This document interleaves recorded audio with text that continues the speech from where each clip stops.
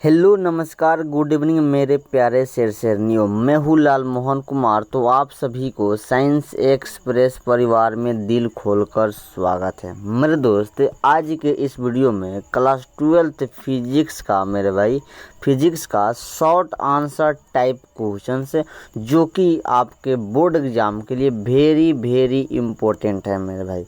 Very most important है आपके इस साल के एग्ज़ाम के लिए, ठीक है। जो कि मैंने यहाँ पे 20 से 20 ही क्वेश्चंस होगा, जो कि शॉर्ट क्वेश्चन होगा, जो कि आपके बोर्ड एग्जाम में मेरे भाई 2 मार्क्स में 2 नंबर में पूछा जाता है, ठीक है। तो हम लोग एक एक करके देखेंगे, ठीक है। देखिए, मैं आपको बता दूं कि आज के इस वीडियो में हम लोग क्वेश्चन नंबर 1 देखेंगे, और आपको बता दूं कि यहाँ पे बोर्ड के अस्थायी कक्षा से आप क्या समझते हैं, क्वेश्चन नंबर 2 देखेंगे। मतलब 2 क्वेश्चंस को हम लोग आज कंप्लीट करेंगे, और 2 क्वेश्चन आप कंप्लीट कर लेते हो तो 4 नंबर आपके झोली में हो जाएगा, ठीक है। और आगे करके हम लोग 20 क्वेश्चन देखेंगे, क्योंकि वीडियो लंबा ना हो इसलिए हम लोग 2 क्वेश्चन करके देखेंगे। देखिए, आपके सामने प्रश्न रहेगा। देखिए, प्रश्न ऐसा पूछेगा, अर्धचालक क्या है? What is semiconductor? मेरे भाई, यह प्रश्न 2011 में, 2019 में और 2022 में पूछा गया है। बताइए कि यह कितना इम्पोर्टेंट है आपके बोर्ड एग्जाम के लिए। प्रश्न है, अर्धचालक क्या है? What is semiconductor? देखिए, आपसे पूछ रहा है कि अर्धचालक का परिभाषा बताइए, ठीक है। क्या पूछ रहा है? अर्धचालक का परिभाषा। देखिए, क्वेश्चंस में ही आपका आंसर छुपा हुआ है। सबसे पहले आप क्वेश्चंस को पढ़िए, अर्धचालक, ठीक है। देखिए, अर्ध का मतलब क्या होता है? आधा। क्या होता है? आधा। तो अर्ध मतलब आधा, चालक मतलब आपका क्या हो जाएगा मेरे भाई? करेंट हो जाएगा। तो आधा चालक, आधा चालक हो, उसी को अर्धचालक कहेंगे। आइए इसको हम लोग परिभाषा से यहाँ पे समझेंगे अर्धचालक को। देखिए, प्रश्न का आंसर ऐसा लिखिएगा, क्योंकि आपको 2 नंबर मेरे भाई लेना है, तो 2 नंबर लेना है। लिखिएगा आंसर में, पदार्थ। देखिए यहाँ पे, पदार्थ जिसकी प्रतिरोधकता कुचालक तथा सुचालक के बीच। कुचालक आपका क्या होता है? जिसमें करंट का प्रवाह नहीं होता है, धारा का प्रवाह नहीं होता है, जैसे कि लकड़ी हुआ, प्लास्टिक हुआ, ये सब में आपका क्या होता है? सूखा लकड़ी में मेरे भाई, कांच लकड़ी नहीं, सूखा लकड़ी, वह सब आपका क्या होता है? कुचालक होता है। सुचालक वह होता है जिसमें धारा का प्रवाह होता है, मतलब करंट का प्रवाह होता है, जैसे कॉपर हुआ, एल्युमिनियम हुआ, आयरन हुआ, वो सब आपका क्या हो जाएगा? सुचालक हो जाएगा। तो आपसे यहाँ प्रश्न है, अर्धचालक मतलब आधा चालक, ठीक है। तो कुचालक तथा सुचालक के बीच जो धारा होता है, जो चालक होता है, उसी को अर्धचालक कहेंगे। बस इसी को आप लोग क्या करेंगे? अच्छे से डिफाइन कर देंगे। पदार्थ की आपको अर्धचालक पूछे तो पदार्थ जिसकी प्रतिरोधकता कुचालक तथा सुचालक के बीच, पदार्थ जिसकी प्रतिरोधकता कुचालक तथा सुचालक के बीच होता है, वह पदार्थ आपका अर्धचालक कहलाता है, ठीक है। क्या कहलाता है? अर्धचालक कहलाता है, ठीक है। और आगे भी डिफाइन कर दीजिएगा मेरे भाई कि आपका यह 2 प्रकार का होता है। अर्धचालक कितने प्रकार का होता है? 2 प्रकार का होता है। एक में लिखिएगा आंतरिक अर्धचालक, ठीक है। क्या लिखिएगा? एक में लिखिएगा आंतरिक अर्धचालक, ठीक है। और मैं आपको बता दूं कि आंतरिक अर्धचालक को ही शुद्ध अर्धचालक कहते हैं। ध्यान में रखिएगा, आंतरिक अर्धचालक को शुद्ध अर्धचालक कहा जाता है, ठीक है। सेकंड आपका इसका प्रकार लिखिएगा बाह्य अर्धचालक, ठीक है।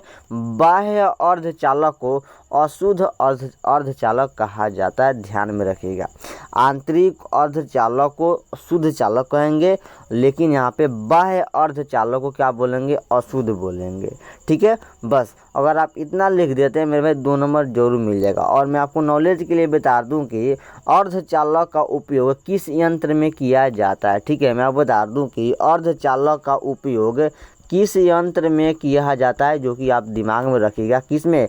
एक में लिखिएगा डायोड में, डायोड में अर्धचालक का उपयोग किया जाता है। ट्रांजिस्टर में लिख लीजिएगा आप ट्रांजिस्टर में, ठीक है। उसके बाद लिख लीजिएगा एलईडी बल्ब में, किसमें एलईडी में भाई एलईडी बल्ब, जैसे कि आप लोगों का वाइट बल्ब जलता है एलईडी बल्ब में, आईसी में, इन सभी में आदि यंत्रों में भी उपयोग किया जाता है, अर्धचालक का उपयोग किया जाता है, ठीक है। देखिए हिंदी वालों के लिए मेरे भाई यहाँ पे कॉपी में नोट कर लीजिए, और इंग्लिश वालों के लिए व्हाट इज सेमीकंडक्टर, जैसे कि यहाँ पे इंग्लिश में लिखा गया है। सेमीकंडक्टर का आप देख लीजिएगा, a substance whose resistivity lies between the insulator and the conductor is called semiconductor. It is two types, intrinsic semiconductor, extrinsic semiconductor. English वालों के लिए हो जाएगा, ठीक है। एक बार स्क्रीनशॉट ले सकते हैं इसको मेरे भाई, ठीक है। हिंदी वालों के लिए स्क्रीनशॉट लीजिए और इंग्लिश वालों भी स्क्रीनशॉट ले लीजिए, ठीक है। चलिए उसके बाद हम देखेंगे सेकंड प्रश्न है। सेकंड प्रश्न यहाँ पर देखिए जो कि बहुत ही शानदार है, ये भी वेरी इंपॉर्टेंट है मेरे भाई। देखिए सेकंड प्रश्न है, बोर के अस्थायी कक्षा से आप क्या समझते हैं। देखिए सेकंड प्रश्न है बोर के, यहाँ पे आपसे बोर थ्योरी, बोर का नियम नहीं पूछा जा रहा है, ठीक है। यहाँ पे सीधी सी बात पूछा जा रहा है कि बोर के अस्थायी कक्षा। देखिए what do you mean by Bohr's stable orbit, आपसे पूछा जा रहा है यहाँ पे स्टेबल ऑर्बिट का मतलब अस्थायी कक्षा से आप क्या समझते हैं, यही प्रश्न पूछा जा रहा है। जो बोर थ्योरी में वहाँ पे अस्थायी कक्षा बताया गया है उससे आप क्या समझते हैं, अगर आप बता देंगे तो आपको 2 नंबर मिल जाएगा, ठीक है। देखिए मैं जैसे जैसे लिखा हूँ वैसे वैसे लिखिएगा, बहुत ही ईजी परिभाषा, इजी स्टेप है।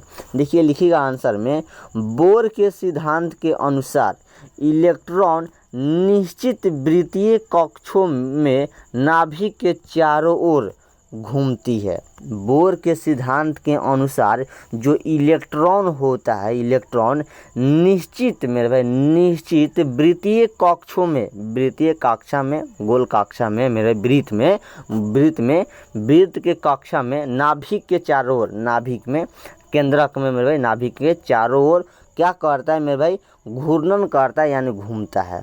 देखिए इन कक्षा को KLMN किससे, KLMN द्वारा निरूपित किया जाता है। इससे किसके द्वारा निरूपित किया जाता है, K से, L से, M से, N से, इसके द्वारा निरूपित किया जाता है। किसको, जो आपका कक्षा है, जो इलेक्ट्रॉन उस नाभिक को चारों ओर चक्कर लगाता है, घूमता है, उस कक्षा को KLMN नाम दिया गया। उसको इस KLMN से सूचित किया जाता है, निरूपित किया जाता है।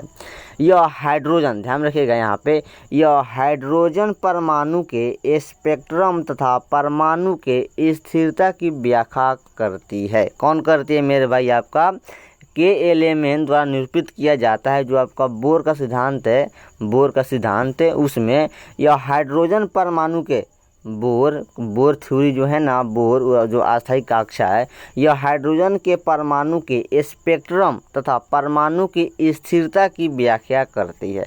किसी कक्षा में, आगे बढ़िए, किसी कक्षा में इलेक्ट्रॉन बहुत देर तक, ध्यान रखिएगा, बहुत देर तक घूमता है तो भी न तो ऊर्जा का क्षय होती है और न ऊर्जा प्राप्त होता है। मतलब कहने का अर्थ हुआ इसी कारण से किसी कक्षा में इलेक्ट्रॉन बहुत देर तक घूमता रहता है। इसी कारण से न तो ऊर्जा का उत्पादन होता है और न ही ऊर्जा का नष्ट होता है, न ऊर्जा का बर्बादी होता है और न ही ऊर्जा का प्राप्ति होता है, ठीक है। न बर्बादी होता है, न नष्ट होता है, न उसका प्राप्ति होता है। इसी कारण से, क्योंकि बहुत देर तक इलेक्ट्रॉन उसी कक्षा में घूर्णन करता है, घूमता रहता है।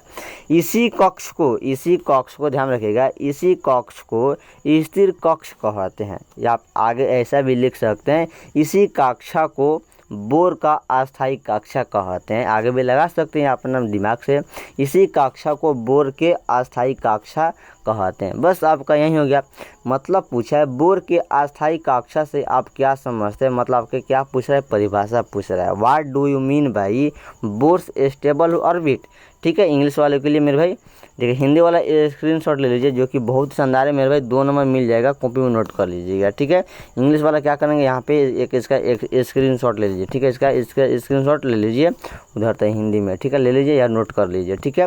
देखिए 1 नंबर क्वेश्चन और 2 नंबर क्वेश्चन बहुत ही इंपॉर्टेंट है, ठीक है।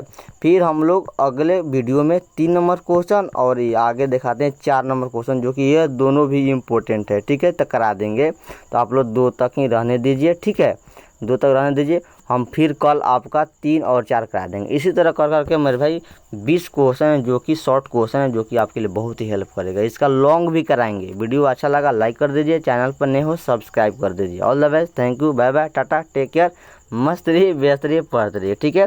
सभी विषय का PDF नोट्स पाने के लिए 6204317872 पर संपर्क कर सकते हैं। Bye bye, tata, take care, मस्त रहिए, व्यस्त रहिए, पढ़ते रहिए। Good night all of you, good night.